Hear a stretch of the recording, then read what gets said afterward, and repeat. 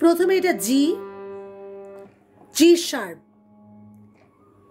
এ, এ sharp বা B flat,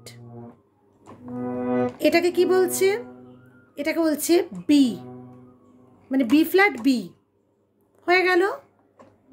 C, C sharp, D, D sharp, এটা কি?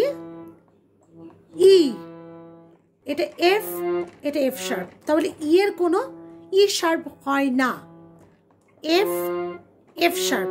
আবার দেখুন জি, মানে এখান থেকে স্টার্ট করেছিলাম, দেখুন এইটা জি, এই যে জি, তার মানে কি হলো?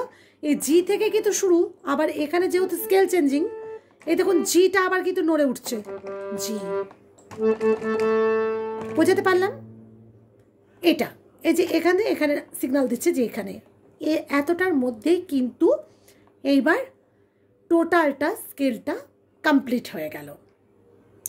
এরপর মাইনর, মেজর, টোটাল একটা ইউটিউব লিঙ্ক আমি দিয়ে দিচ্ছি, ওটা লক্ষ্য করুন। স্কেল সম্পর্কে ধারণা লিখিত মাধ্যমে বুঝে নিতে পারবেন, সেটা আমি লিঙ্কটা দিয়ে দিলাম।